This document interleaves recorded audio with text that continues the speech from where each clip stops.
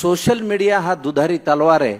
मगाशी ते लेकरू रडत होतं, मी म्हणलं कशामुळे रडतंय. आताही आईने मोबाईल दिलाय तिच्या हातात. ती एवढूस लेकरू आहे, तिच्या हातात मोबाईल दिलाय, ती शांत बसली आहे. हे दुधारी शस्त्र आहे. या सोशल मीडियामुळे आपले सगळ्यांचे कान हलके झालेले आहेत.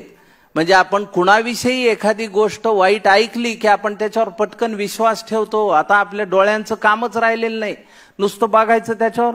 अरे हे बेकार माणूस आहे की लगेच शिव्या 4 टाईप केल्या हाताने बोटाने की संपला विषय. हे करता कामा नये. सोशल मीडियाचा उपयोग चांगल्या पद्धतीनं करा. गावात जर तुम्ही सोशल मीडियाचा ग्रुप तयार केला तर त्याच्यावर फक्त गावातली जी होणारी कामं आहे त्याविषयीच चर्चा करा.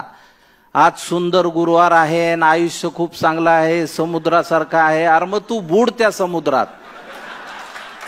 गुड मॉर्निंग, सन वार हे टाकणारे लोक आधी बंद करा.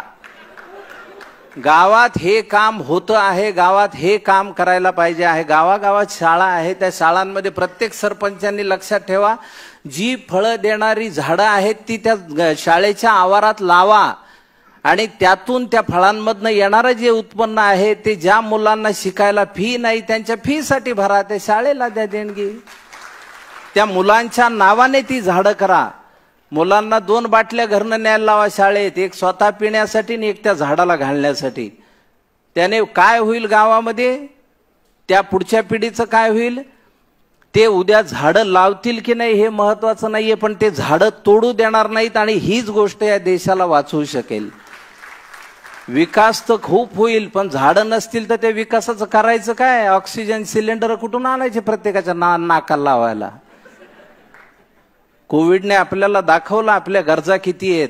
निसर्ग आता बोलू लागलाय, निसर्ग यानंतर भयंकर पद्धतीने आपल्याशी बोलणार, यावर विश्वास ठेवा. येत्या 20-25 वर्षात तुम्ही कधीही पाहिलं नाही असं दृश्य निसर्ग तुम्हाला दाखवेल आणि त्यानंतर तुम्हाला आपल्या सगळ्यांनाच आपली लायकी कळेल की आपण किती गरीब आहोत आणि आपण किती छोटे आहोत.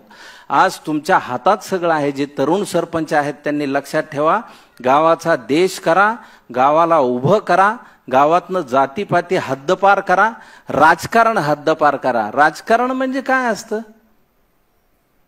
राजकारण हे चांगलं आहे का वाईट आहे असा आज प्रश्न विचारला तर काय उत्तर येईल हो त्याचं. मग ते चांगलं का असू नये, चांगलं राजकारण हा विषय आहे का नाहीये. तर राजकारण चांगलं सुद्धा असू शकेल. तुम्ही प्रेमाने सगळ्या विरोधकांशी वागा.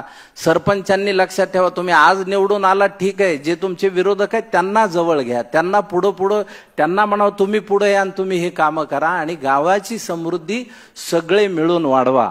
आणि अशा जेव्हा केसमध्ये तुम्हाला आता गावातल्या जुन्या लोकांना माहित असतं पाण्याचे स्रोत काय होते. मग कोणतरी म्हणते त्या भावऱ्यात 2 जण मेले होते, त्याला आता 35 वर्ष झाले, पण तो भोवरा होता.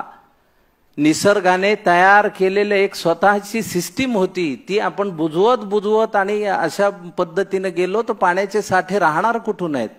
आणि किती पाऊस पडला आणि कसाही पडला. आता पावसाचं बघा तुम्ही, एका दिवसात सगळ्या वर्षाचा पाऊस पडतो एखाद्या ठिकाणी.